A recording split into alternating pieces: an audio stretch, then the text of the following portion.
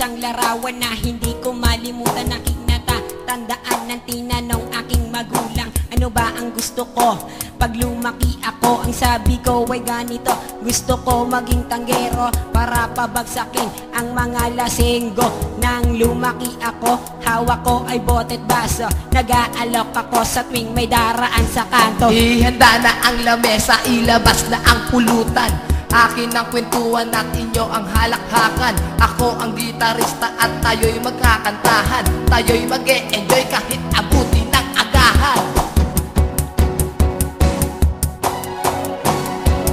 Ang kailangan ko ay isang Red Horse pampatibay ng loob. Ang isang Red Horse ay tumatagal sa magandang usapan.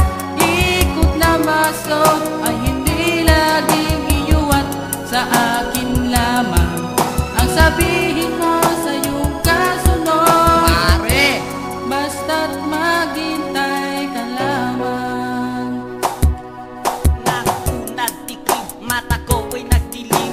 Ang pakiramdam ko para bang aatakihin sa puso.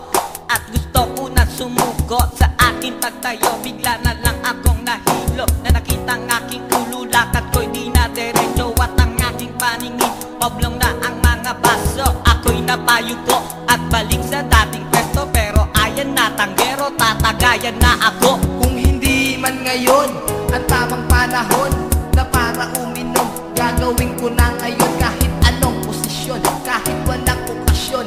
Pag ako'y nakaupo, ito ang aking misyon.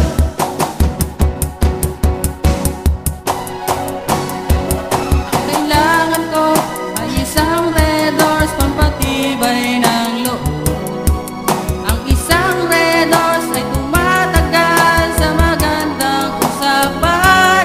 Ikot na baso ay hindi laging iyuwat sa akin lamang. Ang sabihin mo sa iyong kasunod, Pare, basta't